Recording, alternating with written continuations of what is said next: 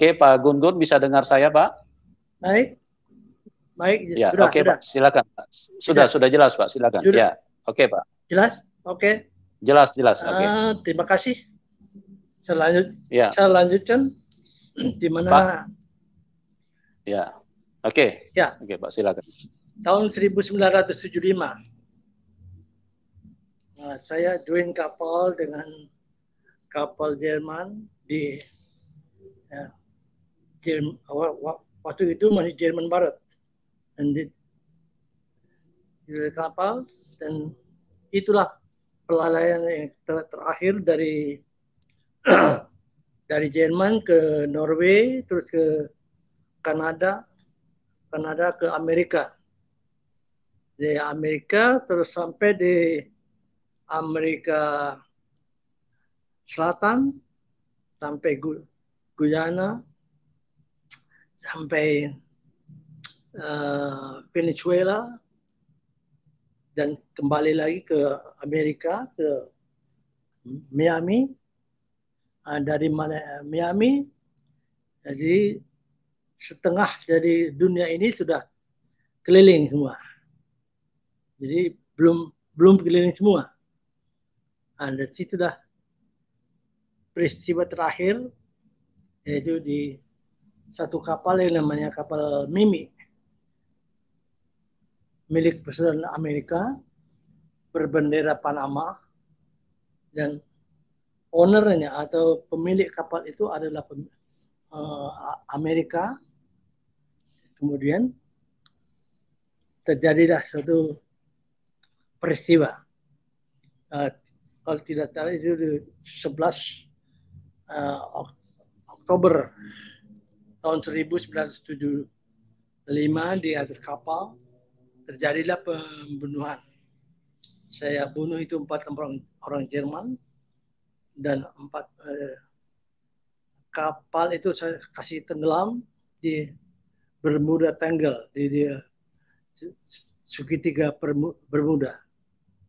Dan di situ mulai terapung kita satu malam, dari tengah malam sampai pagi, dan diangkat, ditolong oleh kapal Jerman pula, dan dibawa ke Florida lagi, ke Miami, dan sampai di Miami, disitulah dijebloskan masuk, ditahan di dalam penjara.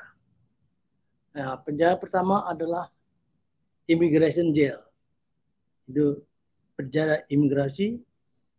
Nah, dari situ sudah selesai urusan imigrasi, dipindahkan ke penjara lagi yang namanya Marshall Jail.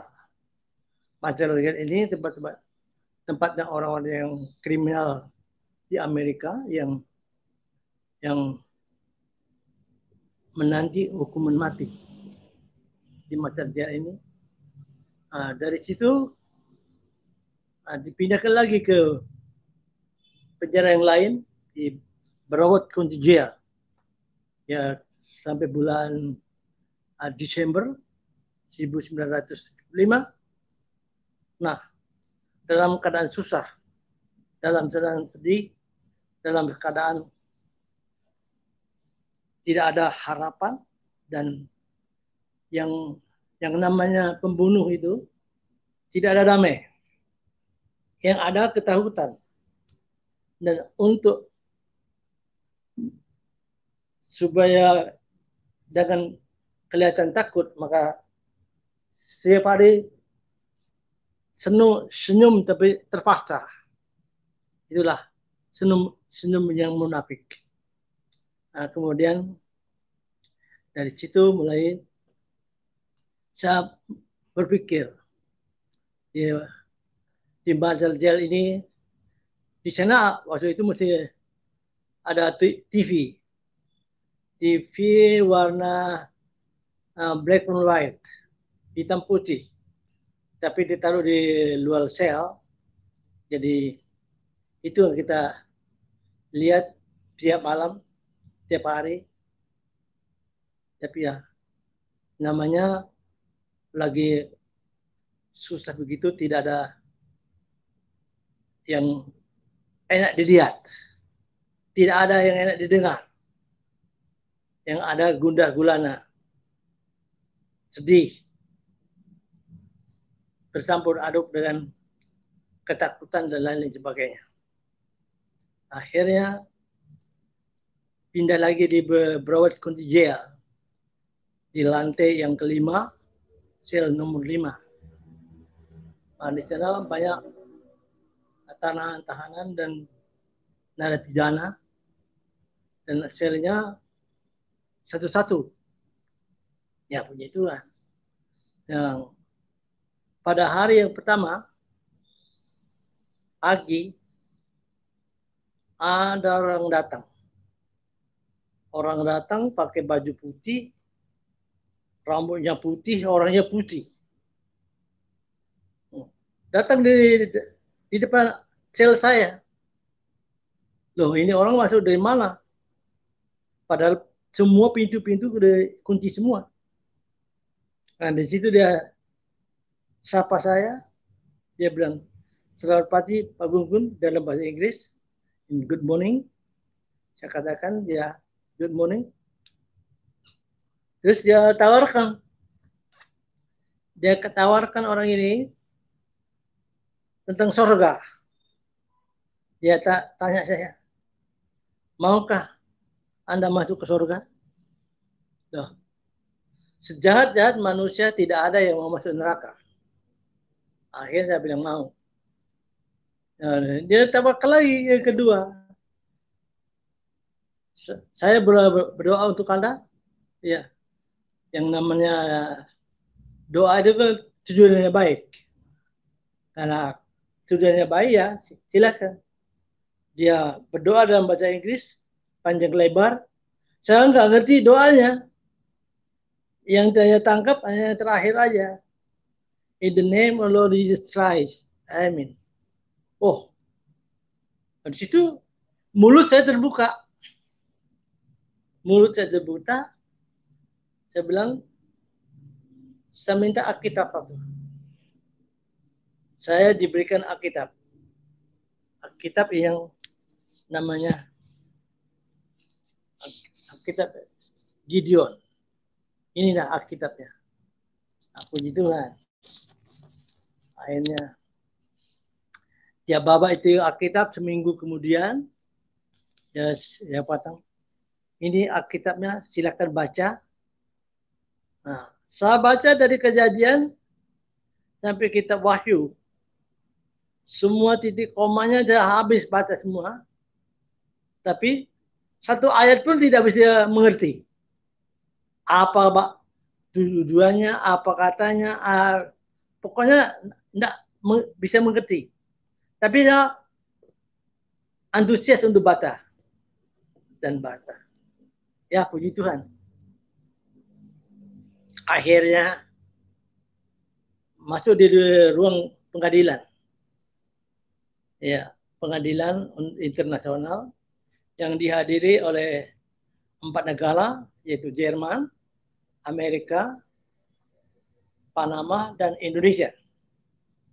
Jerman karena yang menjadi korban 4 orang Jerman, dan Amerika karena yang pemilik perusahaan kapal itu Amerika dan ditangkap di teritorial Amerika, dan Panama karena kapal bendera Panama, dan Indonesia karena saya sebagai warga negara Indonesia. Akhirnya masuk di ruang sidang pengadilan. Nah, di dalam pengadilan itu mengatakan bahwa kemana sebenarnya Gun akan diadili dalam kasus ini. Dan kasus ini terjadi di peradilan internasional, yaitu di Laut Lepas, di Bermuda, segitiga Bermuda. Ya, nggak jauh dari Kuba, kira-kira 25 mil dari Kuba. Sorry. Akhirnya keputusan hakim di Amerika yang berhak mengadili adalah Panama. Menurut kejadian di atas kapal yang bendera Panama. Nah, saya tidak mau diadili di Panama. Saya mau diadili di Amerika.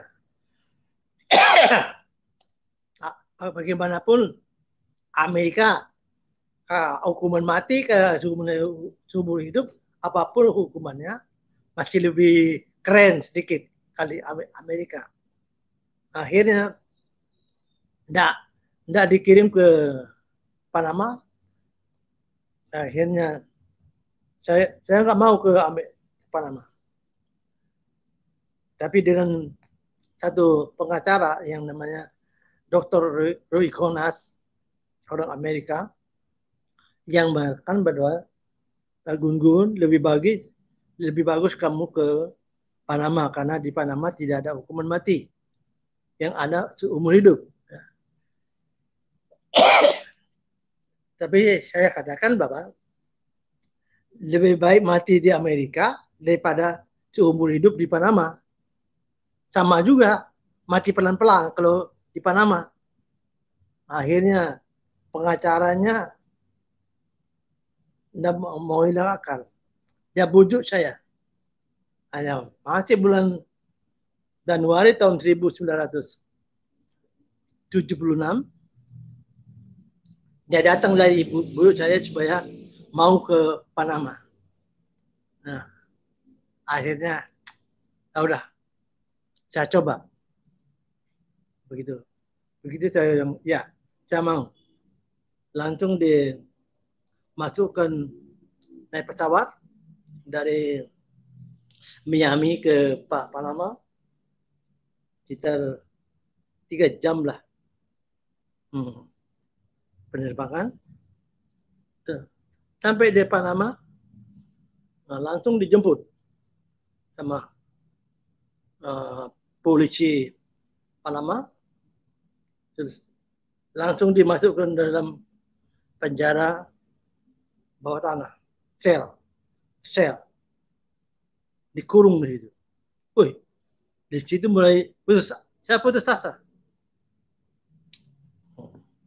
Akhirnya tahan saya di dalam penjara. Saya buka baju saya, celana saya ikat jadi satu. Kebetulan ada teralis jendela di atas besi. Saya naik, saya ikat leher saya, gantung diri, mau mati di dalam penjara. Akhirnya sudah tergantung, kok nggak mati-mati, tambah sakit. Nah, karena sakit nggak mati-mati, akhirnya buka itu celana, baju, gantungan itu, saya turun kembali, nggak jadi mati. Ya puji Tuhan, rupanya rencana Tuhan lain daripada yang lain. Nah, dipindahkan lagi dari penjara yang satu yang namanya Denny Jail, penjara Denny Jail dipindahkan ke satu penjara yang namanya Castle Modelo. Ya, Castle Modelo. Nah, di situ masuk lagi penjara Batangas Tuna, dikurung. Nah, turun sama orang-orang gila semua di bawah. Kasus-kasus kriminal semua. Termasuk ada satu orang Amerika yang ada di sebelah di hadapan saya. Dia tentara Amerika yang pernah tugas di Vietnam. Kemudian dia terlalu banyak konsumsi morfin, jadi kayak orang gila. Nah, di situ teriak setiap malam. Ya, saya pun orang sudah stres. Tapi ya diam-diam. Akhirnya dia goyang pintu. Goyang pintu. Saya juga goyang pintu juga. Ya, sampai saking kerasnya saya goyang itu pintu besi, copot enselnya semua. Di situ saya angkat itu pintu besi itu, saya banting. Oh, orang tambah takut semua di bawah. Semua petugas penjara. Akhirnya dibujuk. Pak Gungun akhirnya dipindahkan sel lagi yang lebih kuat lagi. Puji Tuhan. Dia cerita setelah 76, 77, 78, 79, 3 tahun setengah di dalam penjara. Tidak ada pengadilan, belum diadili. Apakah dia hukuman mati atau seumur hidup, belum diadili. Akhirnya pada tahun 1979, bulan Paskah waktu itu, jatuh bulan April, semua tahanan yang ada di Kastel Modelo itu ya, dari tingkat 1 sampai tingkat 12 diberi kesempatan keluar untuk merayakan Paskah. Saya nggak tahu itu apa, Paskah itu apa. Akhirnya kepala penjara,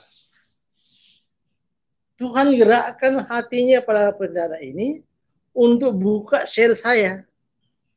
Dikawal sama sipil penjara 2 orang, buka sel saya.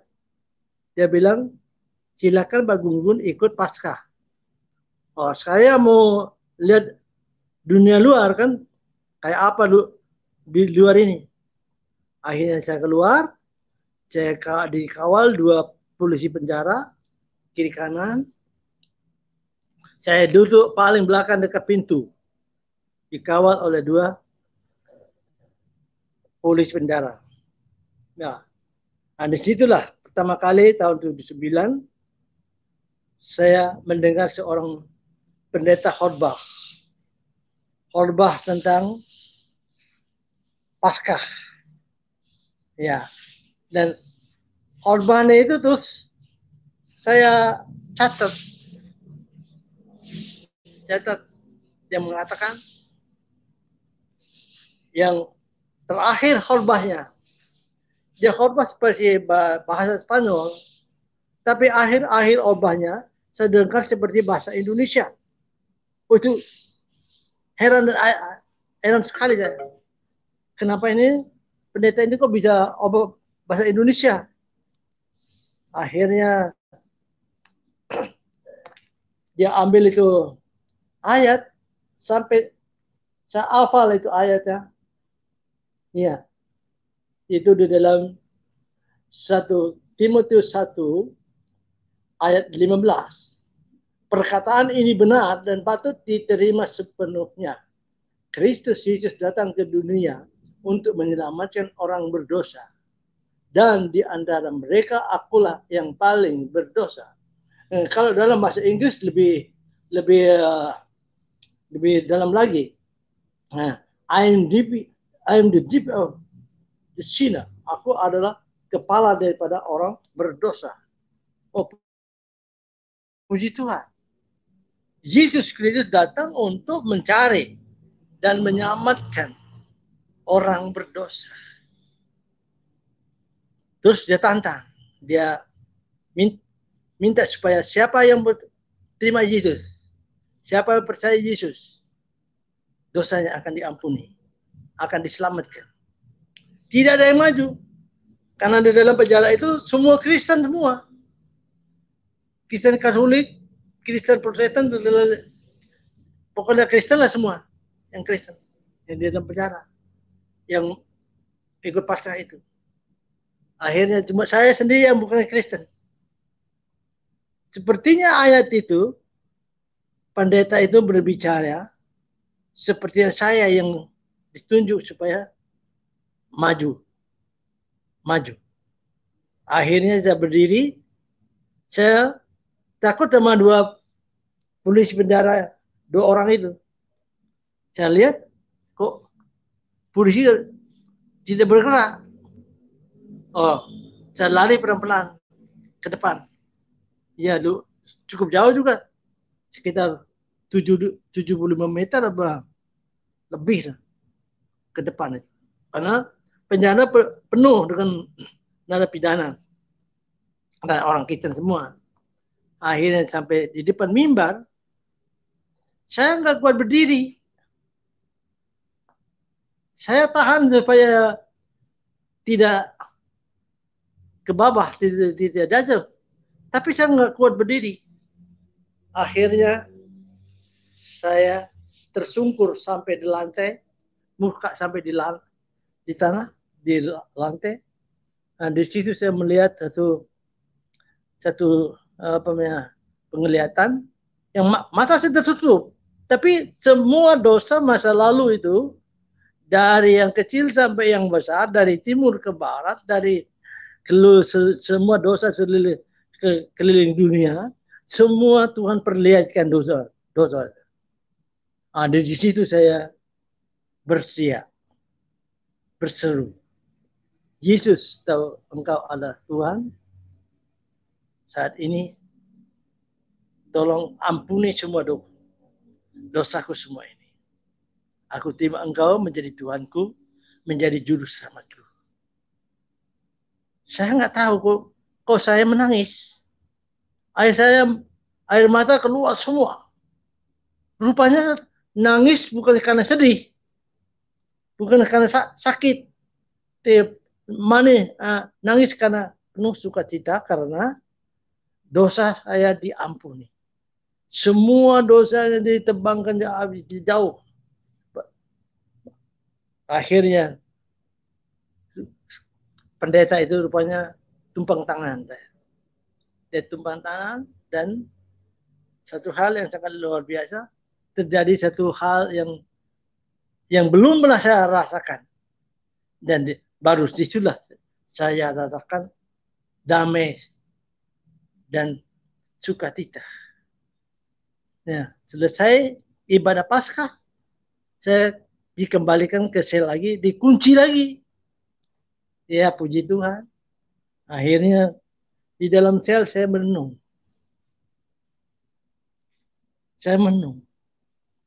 Dan saya bicara sendiri. Tuhan Yesus, benar Engkau Tuhan. Saya berjanji kepadamu. Saya bebas dari penjara ini. Saya siap menjadi hamba-Mu. Itu janji saya. 6 bulan saya percaya Yesus. Terima Yesus bulan Paskah. Nah, bulan Oktober 6 bulan kemudian keluar dekret dari Presiden Republik Panama yang mengatakan bahwa semua tahanan orang asing yang sudah diadili yang ada di Panama dibebaskan, yaitu karena kanal Panama dikembalikan dari Amerika ke Panama waktu itu. Oh, luar biasa. Tapi syaratnya adalah semua tahanan yang sudah diadili dibebaskan. Saya belum diadili sampai hari ini. Tapi nama saya tercantum dalam perbedahan itu. Puji Tuhan. Rupa-rupanya ongkos sendiri untuk pulang ke negara masing-masing. Ya, ada 48 orang dari Amerika Utara, dari Eropa, dari Amerika Selatan. Ya. Nah, satu-satunya orang dari Asia adalah Gun Supadi. Nama saya tercantum di situ, tapi di situlah saya bertanya dalam hati saya kok tidak dibebaskan. Kenapa? Karena yang sudah diadili. Nah, saya belum diadili. Nah, tapi koran-koran yang ada di Panama mengatakan Gun bebas. Nah, saya bilang enggak. Yang belum diadili saya. Nah, keluarlah satu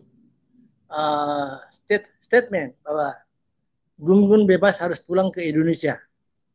Tapi dengan ongkos sendiri kembali ke Indonesia. Oh, bagaimana caranya? Akhirnya, tepat bulan Februari 1980, saya tulis surat kepada satu Presiden Soeharto dan satu konsulat Indonesia di New York. Dengan segala hormat, saya katakan kepada Presiden Soeharto bahwa saya adalah warga negara Indonesia yang sudah ditahan di Panama sudah 4 tahun 6 bulan dan sekarang sudah dibebaskan, tapi dengan syarat ongkos sendiri kembali ke Indonesia. Ada bantuan beliau dengan apa saja untuk pulang ke Indonesia. Hormat saya, Gun Supari. Saya mau kasih masuk itu surat di dalam amplop. Satu dengan alamat konsulat New York dan satu untuk Presiden Soeharto di Istana Merdeka. Yang saya tahu cuma Istana Merdeka, karena saya nggak tahu alamat yang lain. Nah, akhirnya, rupanya satu bulan kemudian mau kirim surat ini pun bingung saya. Bagaimana caranya kirim surat ini? Nah, malam saya berdoa. Saya berdoa dalam cara Kristen.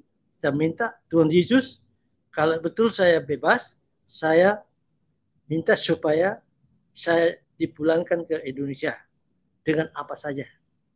Dan surat ini saya masuk dalam amplop. Bagaimana saya mau kirim ini surat? Karena surat harus keluar, harus disensor dulu, masih ketat. Akhirnya rupanya pendeta itu yang sudah khotbah tentang Paskah itu, ya 6 bulan yang lalu, dia datang ke penjara, dia tapa saya, Pak Gun, saya mau berdoa untuk Anda. Oh, senang sekali. Silakan berdoa. Begitu dia habis berdoa, saya berikan itu surat. Tolong kirim ke Indonesia dan satu ke New York. Dia taruh di Alkitab, dia keluar. Saya berdoa jangan sampai dia diperiksa di pos. Ternyata Tuhan itu baik. Surat ini sampai di Jakarta dan New York. 1 bulan kemudian saya dapat balasan dari Amerika, dari New York, yang konsul yang terima itu Nicholas Nababan, orang Batak yang sekarang ada di Perancis. Puji Tuhan. Akhirnya Gun Supari sabar karena kapal Indonesia akan lewat di Panama untuk menjemput Anda. Oh, puji Tuhan.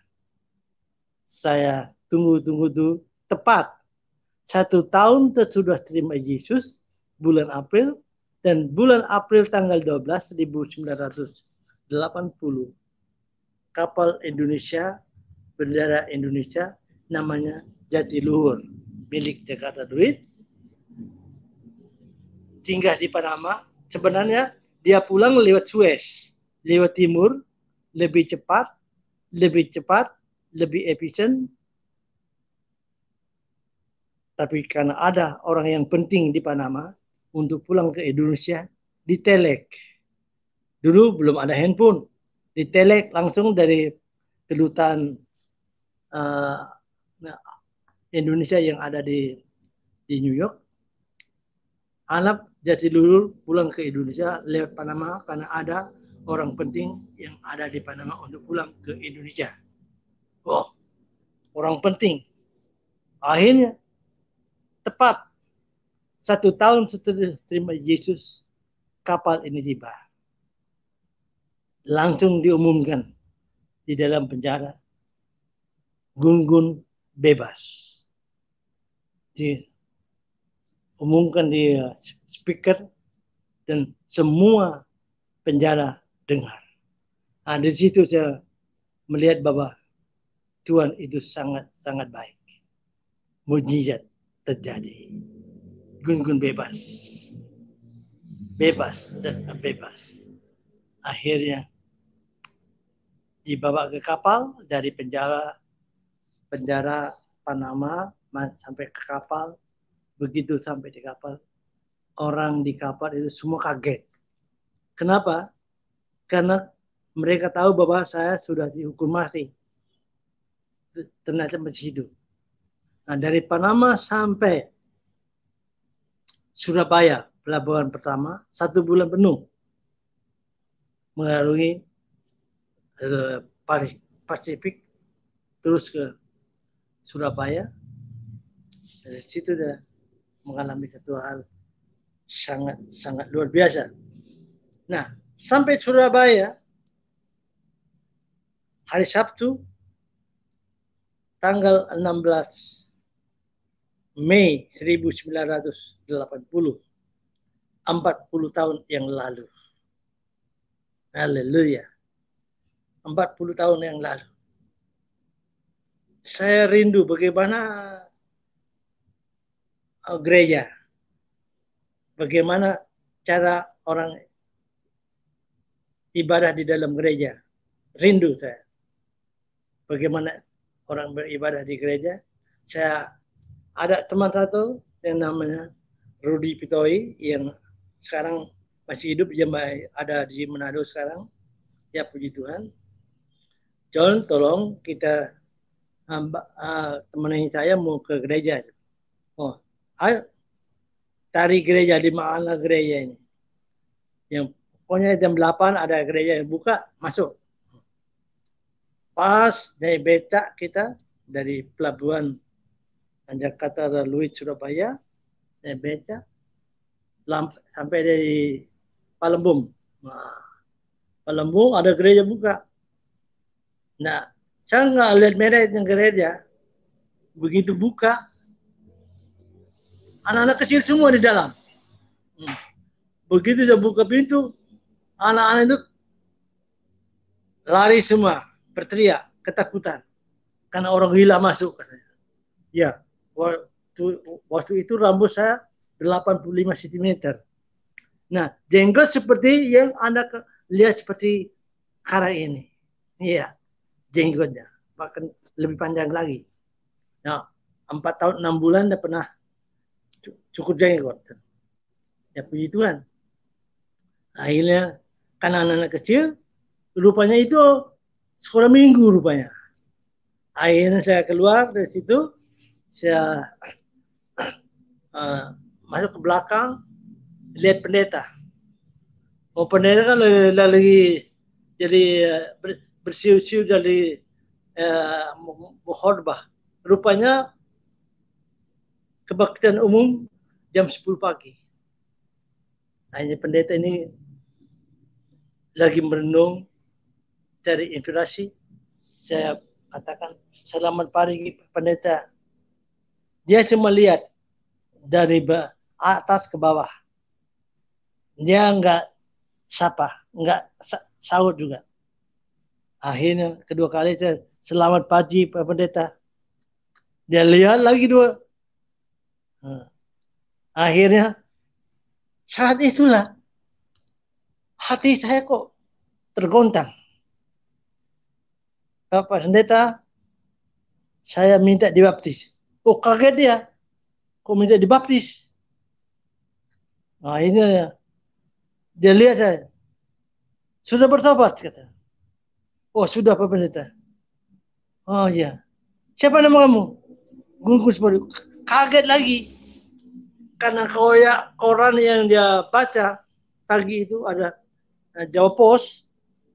Dimuat saya di Jawa Pos, Bapak Gunggus Supadi yang sudah ditahan di Amerika, dia pulang ke Indonesia. Oh, dia baca itu. Akhirnya luar biasa. Akhirnya dipersilakan duduk. Duduk di jamu kita. Akhirnya kita ibadah jam 10. Nanti selesai ibadah, Anda akan dibaptis. Akhirnya dia baptis jam 2 siang. Habis makan, saya langsung beli pakaian baru di Pasar Turi untuk baptis. Dibaptis di gereja di Jalan Palembum, Surabaya. Dibaptis tanggal 16 Mei 1980. Ya, 40 tahun yang lalu. Puji Tuhan. Dan selesai dibaptis, saya pulang ke kampung. Sampai di kampung, geger. Karena orang mati, bangkit.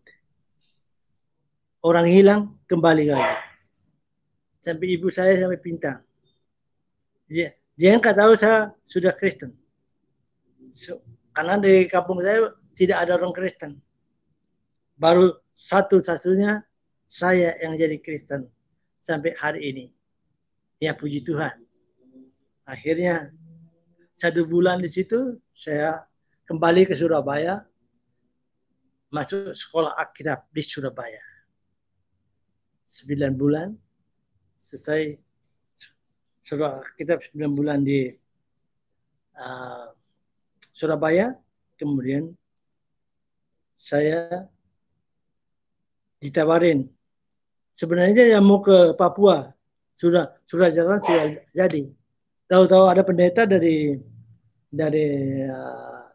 Jakarta datang ke Surabaya dan dia tawarin, Gun, mau kemana kamu? Mau ke Papua. Oh, Jakarta aja kamu. Akhirnya ikut pendeta ini ke Jakarta tahun 1983. Saya ke Jakarta di Jalan Bugis, Tanjung Priok, selama 3 tahun di situ. 3 tahun jadi pengajar, tetapi saya keliling Indonesia. Iya, pertama semua Indonesia sudah keliling, khotbah di penjara. Semua penjara di Indonesia sudah khotbah. Nah, puji Tuhan, sampai hari ini saya masih tetap melayani khotbah di penjara. Nah, itulah yang menjadi kesaksian saya. Itu mujizat. Mujizat itu, ya. Apa itu mujizat? Kalau mau mujizat, ya, masuk penjara dulu. Bertobat dalam penjara, dapat mujizat. Haleluya. Saya kira itu yang saya bisa sampaikan hari ini. Nanti disambung lagi, ya. Puji Tuhan. Oke. Puji Tuhan. Ya, sebuah pengalaman yang luar biasa, sebuah kesaksian yang sangat dahsyat, di mana Tuhan Yesus menghampiri Pak Gun-Gun sehingga dia bisa menerima mujizat yang sangat di luar rasional manusia. Seharusnya dia dihukum mati, tetapi karena Tuhan Yesus sangat baik, mengasihi Pak Gun-Gun, dan mengalami lawatan Tuhan secara luar biasa. Oke, saya mau bertanya sedikit ini Pak Gun. Pada waktu Bapak di kapal itu terlibat persoalan apa, Pak? Mungkin Bapak bisa ceritakan sedikit supaya jelas kronologisnya, Pak. Karena waktu di kapal itu kan kapal mau berangkat dari Miami yang ke Venezuela dengan kargo yang di atas dek, kontainer semua di atas dek, supaya kargo jangan jatuh ke laut, kita harus ikat di lasing. Nah, karena saya kecil, saya kan kecil, jadi saya naik di atas kontainer. Orang Jerman ini kan besar-besar, dia di bawah. Iya. Dia swing itu wire, itu apa namanya, Tali, kawat lasing, kawat. bukan kawat lasing. Iya, iya. Iya. Yang kayak besar.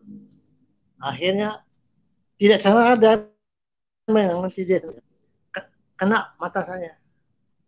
Kena mata saya, bocor. Nah, akhirnya kapal ditunda berangkatnya, saya masuk rumah sakit di Miami. Rumah sakit di Miami, sudah dijahit semua, dicek, dokter bilang enggak apa-apa, cuma alis doang. Nah, itu berangkat. Tapi saya nggak mau berangkat, maunya pulang ke Jerman juga. Saya mau berangkat karena kontrak saya habis 10 hari lagi. Kontrak 6 bulan. Begitu dipaksa untuk berangkat, tapi rest dokter, tidak boleh kerja. Nah, dikasih obat oleh dokter, obat mata. Berkunang-kunang ini mata ini. Nah, itu yang membuat saya putus asa karena obat itu. Ya, ya. Nah, mata ini kan terlalu vital, penting sekali untuk melihat yang baik dan melihat yang tidak baik. Yang baik kita lihat dengan mata, yang baik pun tidak lihat dengan mata. Nah, yang banyak yang kita lihat itu melihat dosa tidak ada yang baik lagi kan. Akhirnya di situ saya mengamuk. Tengah malam saya mengamuk. Nah, di situ saya kapal itu berangkat dari Miami ke Venezuela. Di tengah laut saya habisin semua itu orang Jerman semua. Ya, dari jeep engineer, second engineer, chief officer sama kapten. Yang terakhir adalah kapten ini gitu. Saya bantai. Nah, saking takutnya mau kemana? Kapal ini saya mau bawa ke Indonesia, tapi saya hitung bahan-bahan tidak akan cukup. Akhirnya pas itu orang Manado yang pegang itu kemudi, saya bilang sekitar kiri.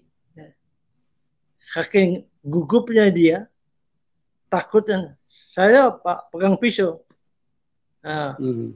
Yang orang Manado ini akhirnya hidrolik dari kemudi itu tidak bisa putar balik lagi. Kayak kapal terputar. Akhir saya stop mesin dari atas, kemudian satu-satunya jalan kapal saya harus tenggelamkan. Saya tenggelamkan kapal itu, akhirnya turun sekoti untuk 4 orang Indonesia, ya 1 orang Filipina. Ya. Sampai kapal tenggelam, kita terapung-apung di Skoti. Dari tengah malam sampai pagi siang. Baru dapat pertolongan dari kapal Jerman yang lewat di Bermuda Triangle itu. Di situ kami dibawa ke balik lagi ke Florida di Miami. Di situlah masuk penjara. Ya, puji Tuhan. Ya, jadi hanya karena dengan Bapak rasa putus asa pada waktu itu ya, dengan kondisi mata. Iya. Putus asa. Karena mata ini penting sekali. Ya, padahal yang melakukan itu kan hanya 1 orang, Pak, yang melempar ini apa namanya kawat itu sehingga kena mata Bapak. Karena sudah supaya tidak ada urusan lagi, bantai aja semua. Oh, begitu. Jadi karena Bapak Begitu. supaya persoalannya tidak ribet kemana-mana, akhirnya semua kena Ah, semua pada waktu itu. iya, 4 orang Jerman dia habisin semua. Nah, sebenarnya Hmm. mesti habisin semua orang Indonesia juga, sama orang Filipina. Hmm. Tapi yang orang Filipina ini, koki, waktu dia mau bantai dia, mau tikam dia, dia minta ampun, Gun, please don't you kill me. I have 4 children in the Philippines. Akhirnya saya ulung, saya kasihan juga. Teman-teman Hmm. Indonesia, satu orang orang Batak, satu orang Medan, ya, Hmm. sama satu orang Manado. Hmm. Nah, itu hampir-hampir dibantai semua. Iya, saya Hmm. bilang kalau mau hidup turun di Skoti, ya, Hmm. turun di Skoti, nah, ya minta bantuan sama mereka semua, Hmm. masuk kamar mesin supaya kapal ini harus tenggelam. Ada berapa orang, Pak, di dalam kapal semua? Awak kapal? 9 orang, 9 orang, 9 Sembilan orang kru, semuanya ya? ya, 9 orang. Ya, ya, ya. Jadi waktu Hmm. eksiden pada waktu itu orang Jerman tidak melawan, Pak, waktu Bapak melakukan ini, melakukan tindakan belum suka penganiayaan. belum sempat melawan sudah mati. Oh, Hmm. gitu ya. Ya, belum sempat melawan sudah mati gitu. Oh, padahal kalau Padahal dilihat dari, badan besar-besar semua. iya, dilihat dari postur badan Bapak kan tidak terlalu besar gitu loh. Kecil, Iya. pinggangnya cuma 28 cm. Oh, Beratnya cuma 48 kilo kali, oh waktu beratnya itu. cuma 48 kilo. Oh, Iya, pinggang tapi 28 cm hmm, itu waktu ya. itu. Masih ada. Iya, iya. Iya, celana yang dulu masih ada. Hmm, masih disimpan ya Pak Masih celananya dulu ada. ya.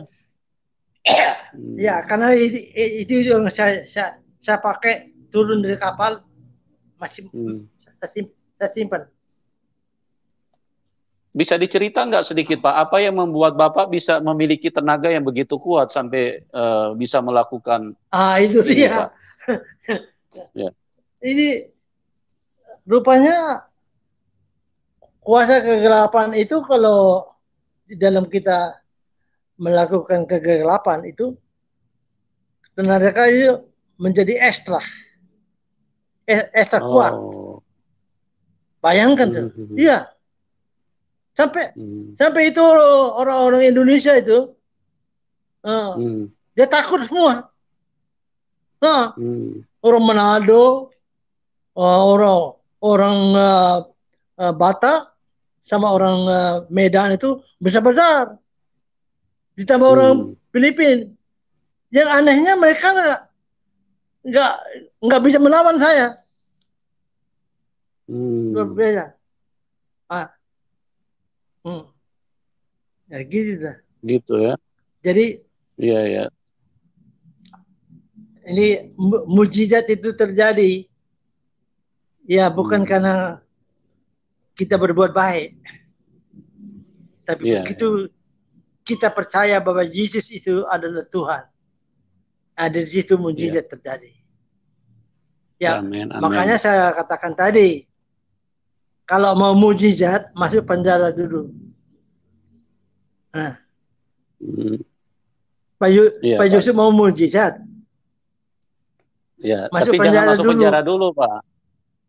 Kalau kalau masuk penjara Ah, memberitakan ya, Injil aja, kalau Pak. kalau Memberitakan Injil. ah, iya, supaya tahu mujizat itu kayak apa.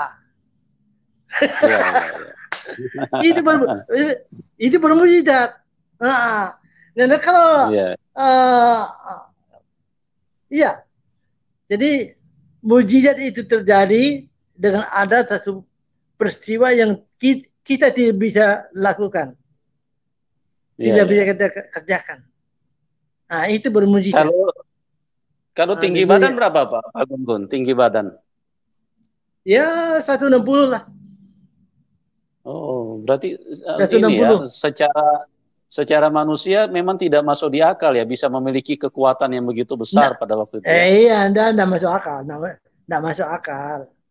Iya, iya. Orang Jerman Tapi besar-besar. memang, iya, Hmm. memang begitu kalau kita lihat dari firman Tuhan ya, orang kalau dikuasai roh jahat itu kuat Pak, sampai Oh, itu yang di kuat, Gadara ekstra itu, di kuat. Garasa.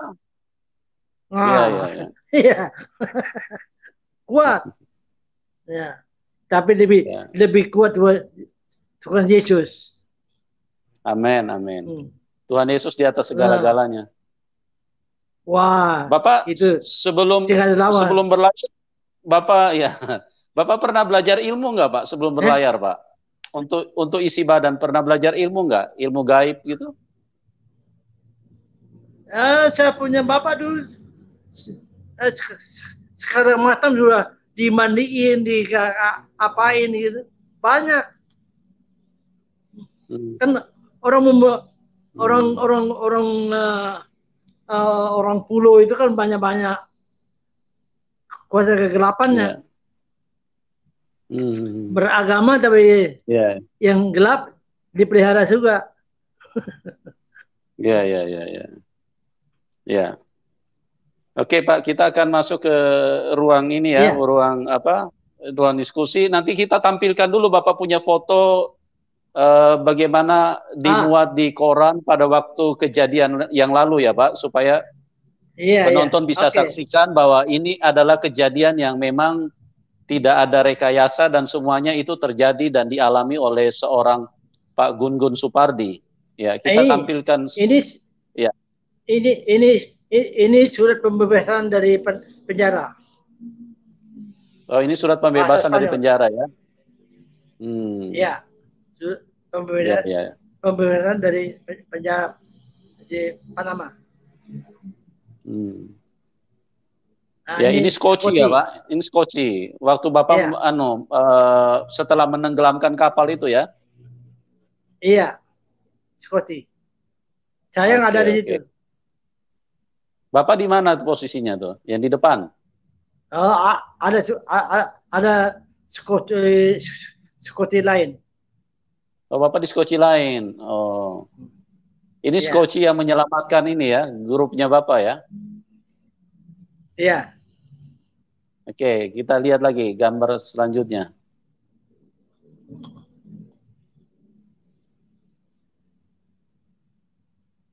Oke, bisa dibesarin sedikit. Nah, Nah, ini apa ini nih Pak? Ini berita apa nih Pak? polisi polisi FBI di Miami. Oh, polisi Nah, FBI di Miami FBI. ya. Itu Ya. Bapak yang di tengah itu ya. Nah, bukan, bukan. Itu orang orang Batak, orang Lubis. Yang satu orang Oh, Manado. oh Yang gitu. tiga orang itu. Oh, tiga Yang orang ya. di Scotty bawah itu komplit di situ. Oh, di skoci bawah komplit ya. Ya. Oke. Oke, kita pindah gambar selanjutnya.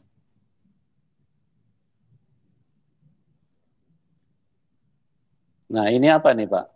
Nah, Bisa dijelaskan sedikit ini Pak? uh, yang sebelah kiri ini kapten, Hmm. officer, ini sebelah kanan ini second second engineer. Oh, jadi Ya. inilah yang mengalami tragedi pada waktu itu Pak ya, yang Bapak jadi korban ya. Nah, ini jadi korban juga. Ini jadi korban dua-dua juga ya. Dua-dua. Satu kapten, satu yang satu second engineer. Ya, ya, ya. Ini Oke, kita pindah lagi. Yang Pulau mana Pak? Kuba. Pulau Kuba yang di bawah ini itu nih, ya. Kuba. Ya, ya. Kerja kejadiannya di sini Oh, di di Bermuda. ya Bermuda. Bermuda ya. Terkenal itu Bermuda Triangle, segitiga Bermuda. Semua Segitiga yang Bermuda. ada di situ ah, tidak ada yang hidup. Hmm. Cuma Semua yang peristiwa saya yang hidup.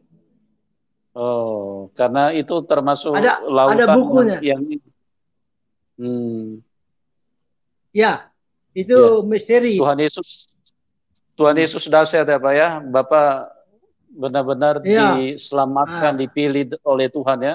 iya. Nah, ini Nah ini gambar saya yang terakhir tahun 79. hmm, oh, 79. Nah, itu tuh. ini Nah, lukisan ada ya Pak? orang lukisan itu ada narapidana yang akrab dengan saya mau belajar kungfu. Oh, Mau belajar kungfu sama saya, dia lukis saya. Nah, ini hmm. nih tahun 79. Bapak Sudah memang terima Yesus itu. Bapak memang guru kungfu Pak. Kok ada yang mau belajar kungfu? Ya, bukan guru kungfu, tahunya guru dulu kan zamannya Bruce Lee kan. Oh begitu. Jadi Zamannya jadi Bruce Lee dan kalau lihat orang Cina atau orang-orang yang dari Asia, model-model hmm, saya, hmm. seakan tahu kungfu semua. Oh jadi dianggap Bapak sakti gitu ya. Ada yang mau belajar gitu ya. Ada Iya. mau belajar bukan belajar kungfu macam-macam. Iya. Dia lukis saya. Oh, Ini di iya, di iya. di dalam sel ini, Dalam sel ini ya.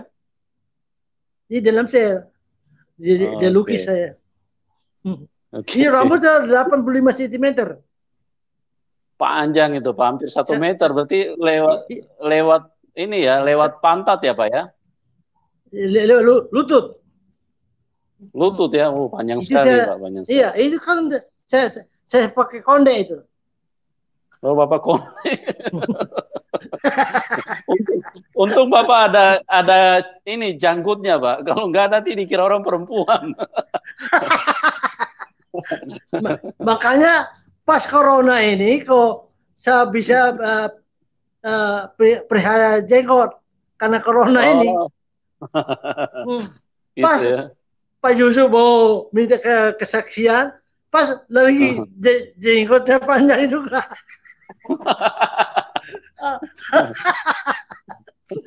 Ini 40 tahun yang lalu. Oh, ini 40 Ya, tahun lalu. Iya, iya, iya. Luar biasa empat ya. puluh tahun yang lalu kayak gini, Pak. Iya, Ya, iya, iya. Iya. 1980 ke begini.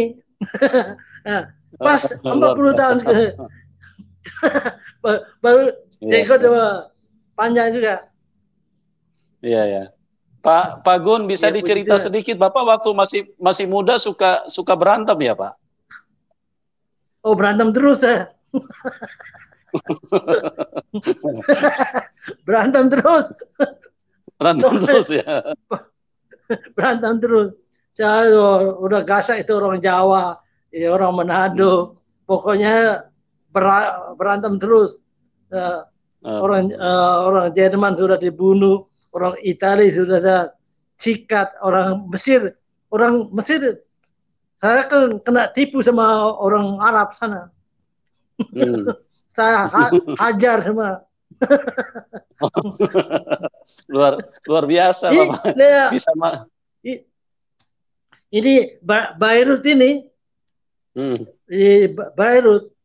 Dulu kan Ya. bagus sekali itu Beirut itu. Tahun 74 saya masuk Hmm. di Beirut. Uh, Hmm. Indah sekali. Uh, Hmm. Pakai foto lah, Apa apa Polaroid yang kan. menjadi ini, Pak? Apa yang menjadi moto di dalam Bapak sehingga Bapak kok senang berantem Pak gitu loh. Apa yang menjadi dasar di dalam pikiran Bapak? Ya karena itulah rupanya sombong itu Pak. Oh Sombong. gitu. Sombong, Padahal kan orang badan kan sombong. kecil Pak. Oh, iya. Supaya orang sombong itu tidak mau tersinggung. Dan kalau tersinggung pasti marah. Gitu ya. Nah, dan ciri-ciri orang sombong mudah tersinggung. Oh. Ya. Nah, kalau orang sombong itu pasti mudah tersinggung. Iya, iya, iya. Siapapun dia. Ya mau rohani kah, mau pendeta kah, jemaat kalau mudah tersinggung itu ciri orang sombong. Iya, iya, iya. Sorry Pak, mau tanya, pernah kalah nggak Pak waktu berantem Pak? Ya kalau kalah dendam. Oh, kalau kalah dendam Kalau Pak. salah kalau dendam. Nah, kalau sudah dendam itu hati-hati, mati dia. Oh gitu. Nah gitu. Iya, iya, iya. Ya, Malah kalah, ya tidak bisa kalahin sekarang ya. Cari bagaimana supaya dia mati. oh gitu. Ya. Jadi semboyannya tidak boleh kalah ya Pak ya, tidak boleh ini, harus menang ya. Tidak boleh salah, harus menang. Ya. Iya, ya. Masih ada gambar nggak yang mau ditampilkan? Coba sebentar Pak, kita lihat lagi gambar selanjutnya ya. Biar ini, supaya penonton bisa ini, teman-teman bisa saksikan. Masih Oke. ada Nah dua ini apa kali. nih Pak? Ya ini apa nih Pak? Ini saya. Oh gitu ya. Ini saya di Portugal. Oh. Ini di mana nih Pak? Itu Ini di baju borgol di mana? baju celana yang saya pakai itu masih ada. Oh masih ada itu. Ada. Nah, Ini waktu di penjara mana? Di Panama ya Pak? nah di Amerika ini. Amerika. Oh ini di Amerika. Amerika. Oh. 6 bulan di Amerika. 4 tahun sempat ditahan di Amerika ya? 4 tahun di Panama. Nah, dibebaskan. Iya, iya. Nah, jadi itu udah mujizat terjadi. Ya, Oke, Jerman kita tidak lagi bisa. gambar. Masih ada lagi. Gambar. Nah, ini apa nih, Pak?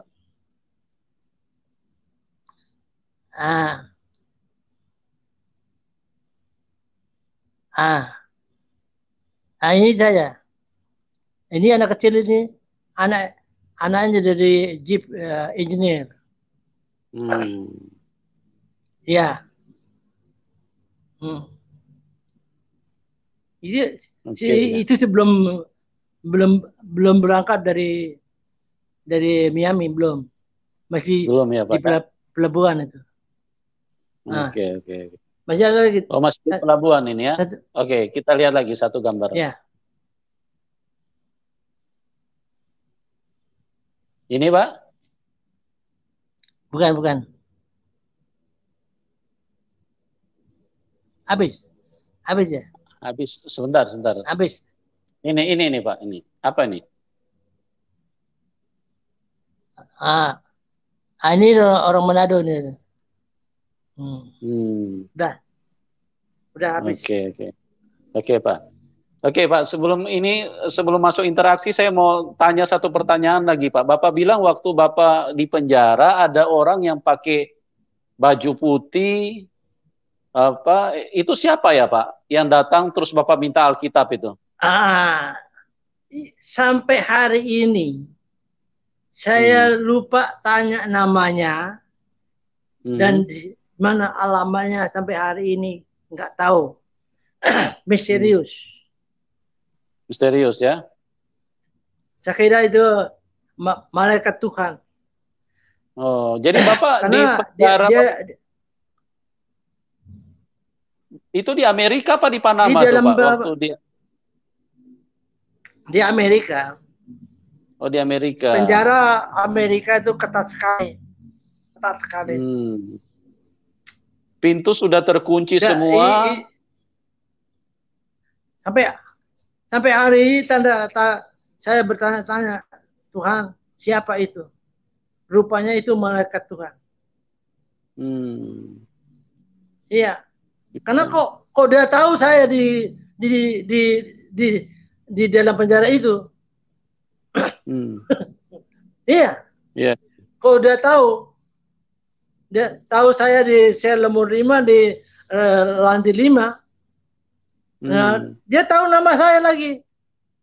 Dia tahu nama Bapak. Sebut nama saya. Oh. Iya.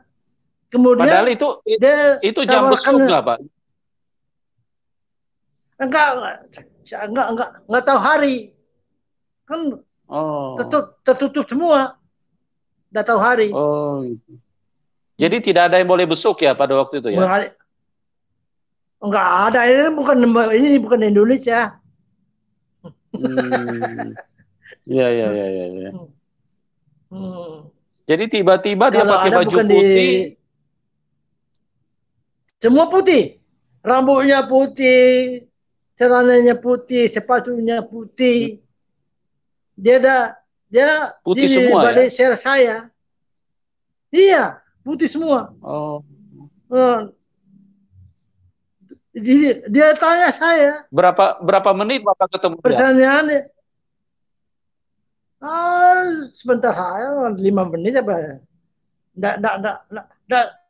Nggak sampai 10 menit lah. Dia sempat doakan Bapak juga pada waktu itu? Iya, pertama tawarkan sorga.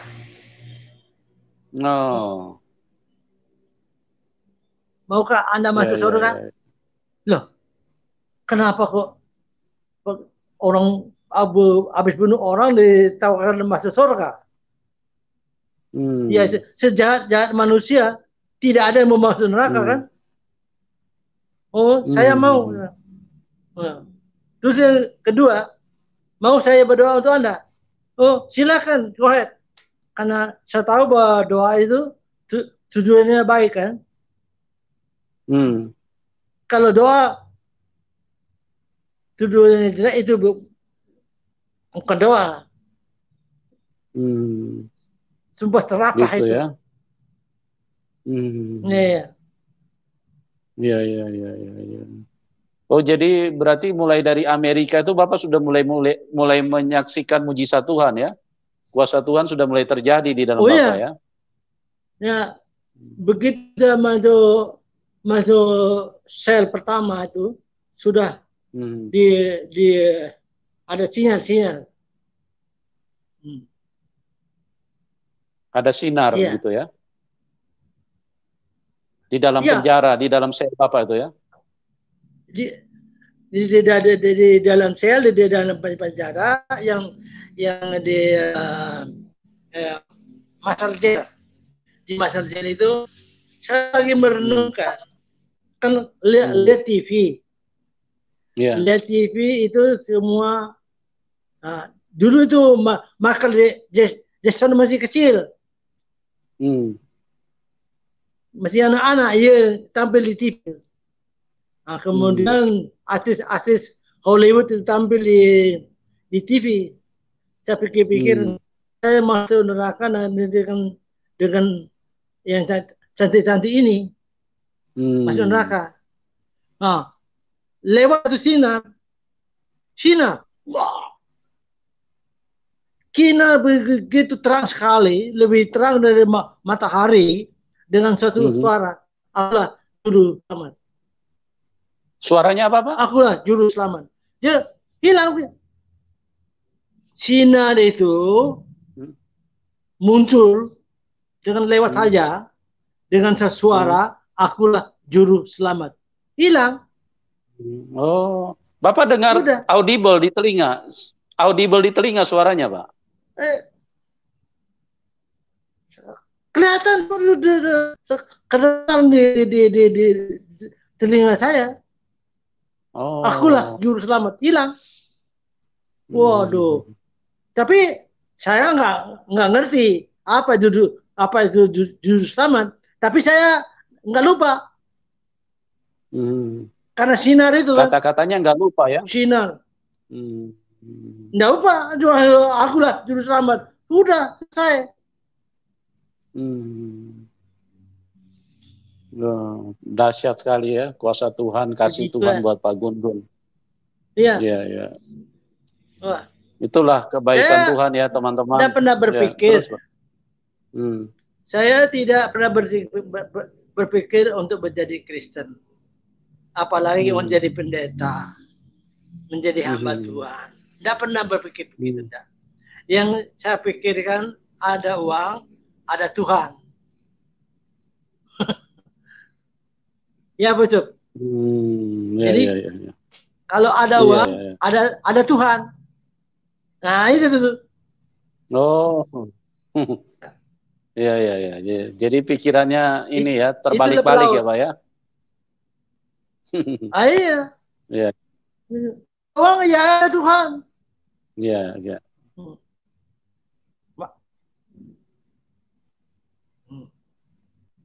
Dulu kan masih Oke. gawat-gawatnya komunis kan. Masuk Rusia komunis, masuk Cina komunis, nah masuk Yugoslavia komunis. Iya, gawat-gawatnya komunis dulu. Masuk Kuba komunis. Iya. Oke, baik Pak Gun-Gun, luar biasa, begitu dahsyat ya, bagaimana kasih Tuhan yang diserahkan kepada seorang yang pada saat itu lagi terpidana, lagi dalam penjara, lagi di dalam hukuman, bahkan hukuman mati, tapi Tuhan Yesus tidak pernah memilih-milih orang. Tuhan Yesus mengasihi semua lapisan manusia, baik dia kaya, baik dia susah, baik dia miskin, baik dia lagi merdeka, maupun dia juga lagi ada di dalam tahanan. Bagi siapapun yang mau buka hati, Tuhan Yesus tidak pernah pilih kasih. Tuhan Yesus ingin menyelamatkan semua manusia. Begitu dahsyat karya Tuhan, kuasa Tuhan. Ya, sungguh ajaib. Saya sendiri sangat diberkati dan sangat terkagum-kagum jika melihat orang menyaksikan kuasa kasih Tuhan yang begitu ajaib. Oke teman-teman, kita akan masuk di dalam interaksi dan link telepon kami sudah share di kolom komentar.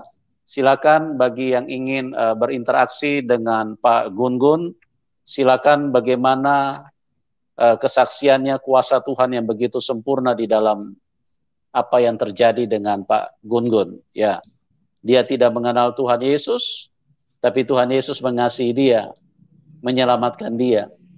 Dunia sudah menolak, bahkan dunia ingin menghabisi, ingin mengeksekusi mati dia. Ya, dunia kalau kita berbuat jahat itu tidak ada tempat bagi dunia. Memang dunia ini sangat kejam. Karena Yohanes 12 ayat 31 di situ jelas dunia ini dikuasai oleh iblis. Makanya dunia ini sangat kejam, sangat berbahaya. Semua manusia yang terlahir sebagai makhluk hidup, yang terlahir diberi kehidupan oleh Tuhan, dibunuh sama setan di dalam dunia ini. Tapi itulah Tuhan Yesus. Walaupun dunia menolak kita, tapi kalau kita mau buka hati, kita mau respon, kasihnya akan masuk di dalam hidup kita. Dan saya terus berdoa supaya kasih Tuhan yang sudah menjamah seorang Pak Gun-Gun Supardi, itu juga bisa menjamah siapapun Anda yang menyaksikan acara ini. Dan yang terakhir, Pak Gun-Gun bisa menyampaikan closing statement, Pak. Silakan Pak Gun-Gun. Ya, puji Tuhan, sahabat terima kasih untuk semua pendengar yang ada dari Sabang sampai Merauke, dari Miangas sampai Ulu Rote. Tuhan mencintai kita semua. Tuhan adalah Tuhan yang mengasihi kita semua, dan pasti ikut Yesus tidak ada ruginya. Ikut Yesus selalu untung, dan ikut Yesus pasti diberkati Tuhan. Ada damai, ada sukacita, ada berkat rohani maupun jasmani, pasti mengikut semua itu. Itu sebabnya ikut Yesus tidak pernah rugi. Yesus adalah penguasa dunia, penguasa akhirat, penguasa dari bumi dan langit, dari bawah ke atas. Itu sebabnya jangan ragu mengikut Yesus, karena tiada Tuhan selain Yesus. Yesus adalah Tuhan untuk semua manusia.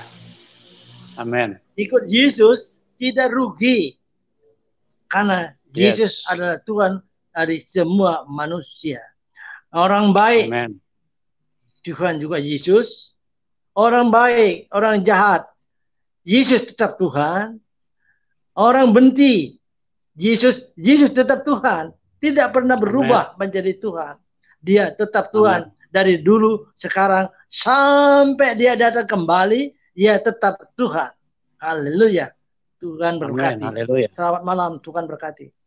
Oke, puji Tuhan, Pak. Kami atas nama semua teman-teman yang hadir mengucapkan terima kasih kepada Bapak Gun Supardi yang sudah bermurah hati mau memberikan kesaksian berbagi kehidupan bagi kami semua pada malam hari ini.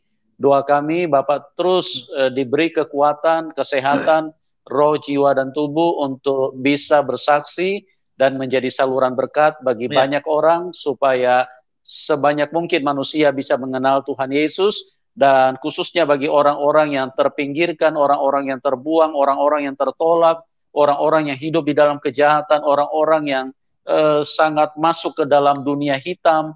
Dengan kesaksian Bapak itu bisa menjangkau dan mengubahkan mereka. Doa kami Bapak terus diberkati Tuhan. Amin. Tetap semangat. Oke teman-teman, kita sudah sampai di penghujung program. Kita akan berjumpa di program selanjutnya, dan Tuhan Yesus memberkati kita semua. Salam kemenangan.